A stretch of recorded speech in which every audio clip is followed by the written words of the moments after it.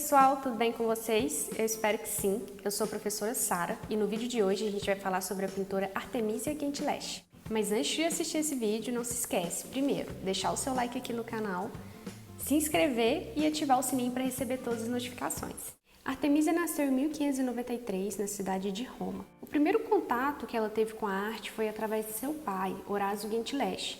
Dizem que ele era um pintor bastante conhecido na cidade, já tinha o seu ateliê, seus alunos. Ela foi a única de seus irmãos a ter contato com a arte, a querer ser pintora, seguir os passos do pai, né? Ela tinha outros 3 irmãos homens e ela foi a única mulher, a primeira mulher, na verdade, no tempo dela, a ser aceita na Academia de Arte em Florença.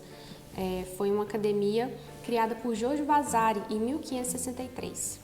Então, quando ela aprendia arte com seu pai, chegou um momento que o pai dela percebeu que ela precisava aprender também a perspectiva, outras formas de pintar. Então, ele contrata um professor para ela, que se chama Agostino Tassi, que ficou bastante conhecido depois de ser professora da Artemisia, por abusar dela sexualmente. Então, nos momentos em que eles estavam sozinhos, teoricamente aprendendo a pintar, ele violenta a Artemisia Gentileschi. E após esse ato de violência, ela conta para o seu pai, tenta abrir um processo contra ele. Só que, como eu vou explicar mais para frente, a concepção da violência sexual, o estupro, não era visto da forma que é visto hoje. Então, isso teve consequências horríveis para a vida pessoal dela e marcou a pintura dela de forma que a gente vai ver daqui a pouco, quando eu mostrar para vocês a pintura, que ela não só absorveu isso para sua vida pessoal, mas ela transpareceu essa violência sexual através da sua arte. No primeiro momento em que a Artemisia denuncia o seu agressor, o Agostino Tassi, o primeiro passo do pai dela é tentar casar ela com o estuprador. Eu sei, é esquisito, mas a gente tem que pensar que naquele período a violência sexual, o tirar a virgindade de uma mulher não era da mesma forma que a gente vê hoje. A mulher era considerada um bem da família, né? Um objeto. Ela era objetificada não só na pintura, mas objetificada na vida dela. Então, quando ele tirou a virgindade dela e não a desposou, ela se tornou um objeto quebrado, algo que iria ferir a imagem da família dela, algo que ia ferir a imagem dela própria, porque ninguém ia querer casar com uma garota que já tinha tido relações sexuais publicamente, porque o estupro não era visto como uma violação, porque a moça não era considerada uma vítima.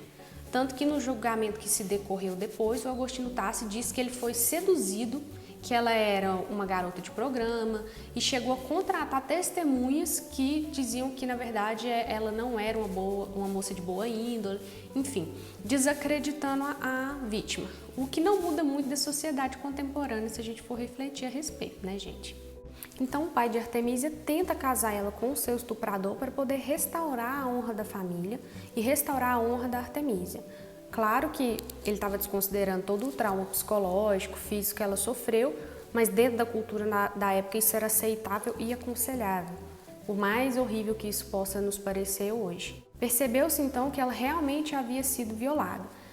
O Agostino acabou perdendo o processo, foi declarado um estuprador, mas ele acabou não acontecendo nenhuma penalidade e ele continuou a vida dele normalmente. Quem sofreu e continuou sofrendo com isso pelo resto da sua vida foi a Artemisia.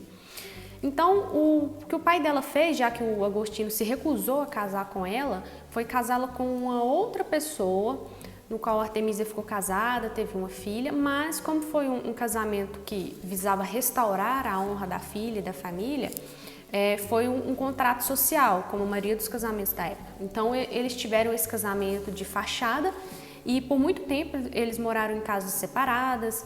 A Artemisia teve amantes durante a sua vida e foi assim que eles viram uma forma de poder tampar essa mancha na família Gentileschi. O que mais chama atenção na história da Artemisia, que a gente pode pensar, é porque ela se destacou como sendo uma das poucas mulheres ali no período barroco, em Roma, que conseguiu se destacar na arte, que conseguiu se sustentar sozinha, ter o seu próprio estilo artístico. Dentro daquele período era praticamente inconcebível você pensar numa mulher trabalhando, sendo independente, tendo a sua pintura. Isso não encaixava com o período em que ela estava. Não quer dizer que não ocorria, até porque ocorreu com ela, mas dentro da cultura patriarcal que ela vivia, todos os padrões, dogmas, preceitos da qual ela era submetida, era muito difícil a gente pensar que ela conseguiria fugir disso e buscar ali a sua independência financeira, a sua independência artística. Mas ela conseguiu e ficou bastante conhecida ainda em vida, como eu falei. Ela ingressou na Academia de Arte em Florença, levou o estilo de Caravaggio para Florença. Eu falei muito do Caravaggio no meu vídeo, que eu vou deixar aqui para vocês. Nesse vídeo do Caravaggio, eu falo que ele trabalhou em Roma, estudou em Roma, e a Artemisia também, posteriormente.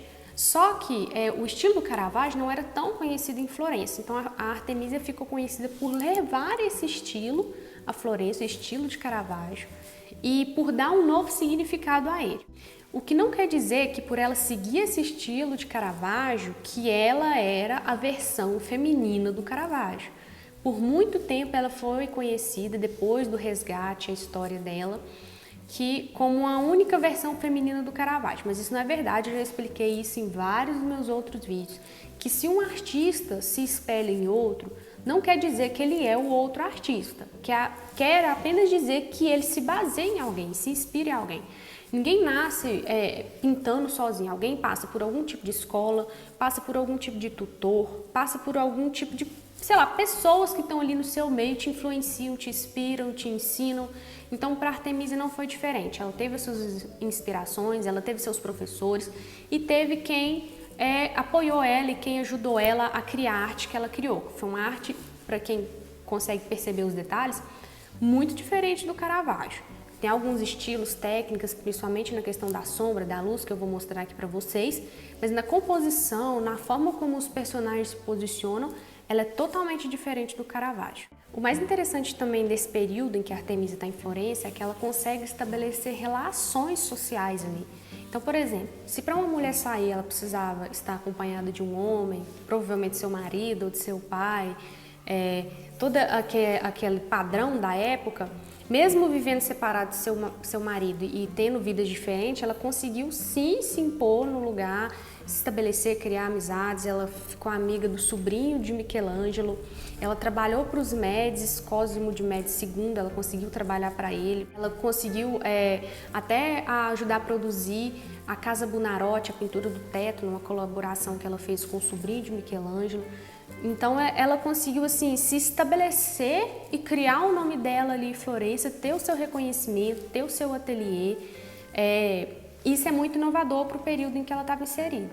O problema da história da Artemisia é que depois da sua morte, com o avanço da história da arte, ela fica conhecida apenas como a filha de Horácio e como quem fez apenas pequenas participações nas pinturas de Horácio. Só que isso não foi verdade, como a gente já discutiu, ela teve a sua importância enquanto pintora em Roma, mas a história da arte, os analistas, antes do período feminista, da historiografia, dos estudos feministas, ela ficou conhecida, as pinturas dela foram todas atribuídas a seu pai. Então, todas as pinturas que ela fez durante a vida não recebiam o seu nome, ou eram expostas nos museus, ou eram até compradas sob o nome de Horácio Gentileschi. Então, isso criou um apagamento da história da Artemisia e demorou 300 anos para que a gente conhecesse ela como uma pintora independente, por toda a sua importância como mestre barroca italiana. E isso só se deu graças aos avanços dos estudos feministas. A gente tem que pensar aqui que o feminismo, os estudos feministas, não é só um movimento político. É importante a gente destacar que atualmente o feminismo, a gente pode entender ele não apenas como um movimento de luta social, ele também é um aporte teórico produzido por vários campos do saber, como história, sociologia, psicologia, literatura, entre outros. Então a gente tem um movimento feminista muito dentro da academia, muito intelectualizado. E essas historiadoras, pesquisadoras, historiadoras da arte, resgatam esses personagens históricos. E a Artemisia foi uma desses personagens resgatados por uma historiadora muito famosa chamada Margaret Art, que ela consegue ter acesso às documentações e evidenciar a Artemisia Gentileschi e ver como que no século XVII ela foi tão negligenciada e posteriormente pela historiografia durante 300 anos, como eu falei. E um dos principais objetivos do estudo feminista é resgatar as vozes das mulheres, resgatar toda a importância histórica que as mulheres tinham, mas eram deixadas de lado.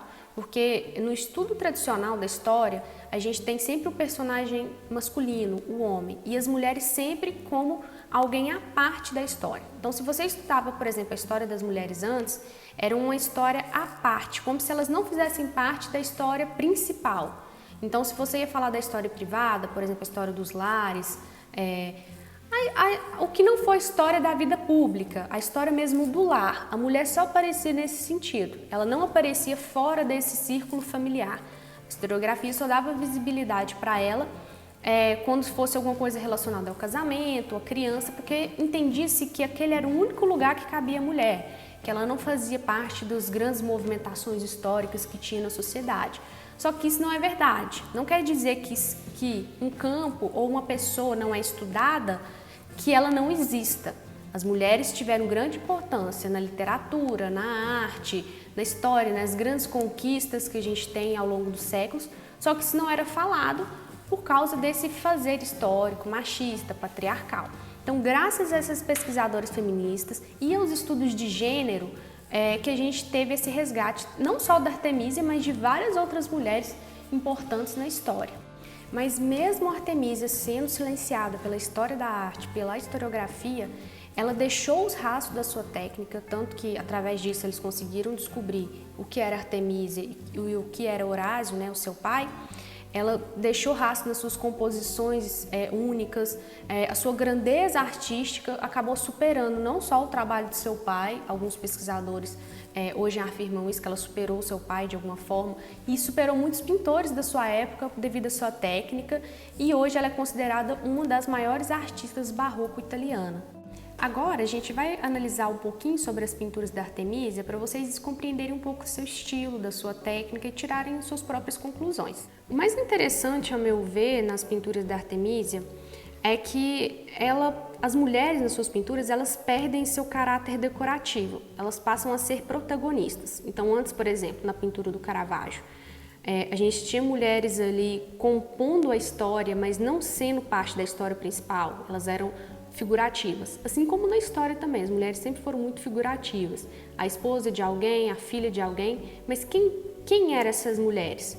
Então ela traz essa visibilidade para as personagens e não traz aquela visão tão sexualizada, nem aquela visão em que elas são às vezes passivas diante do evento. Então, por exemplo, se elas estão degolando uma cabeça, elas estão degolando mesmo, elas sabem o que elas estão fazendo, tem um intuito ali, tem uma expressão que mostra que é o que realmente elas querem fazer.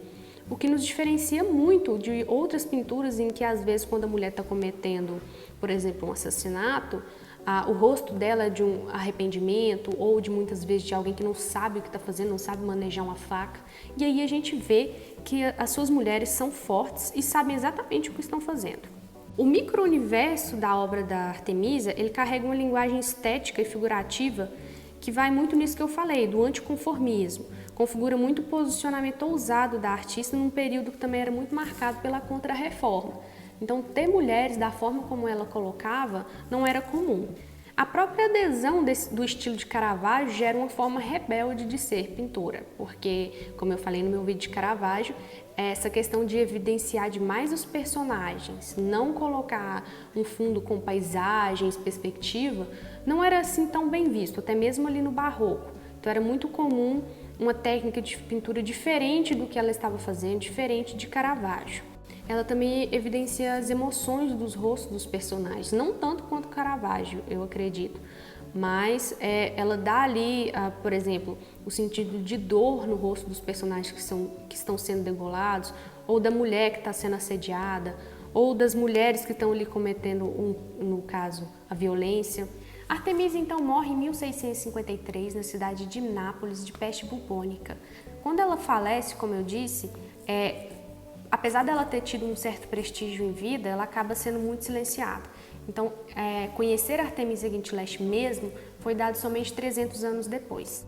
Então é isso, pessoal. Eu espero que vocês tenham gostado desse vídeo. Se vocês querem ver outras artistas femininas, não deixem de comentar aqui embaixo para eu saber quem vocês querem ver aqui. Está rolando sorteio lá no meu Instagram. Então não me deixe de seguir para ficar por dentro desse universo da Plan A, não perder nenhum sorteio, ok? E não se esquece, deixa o seu like, se inscreve no canal, ativa o sininho e até a próxima!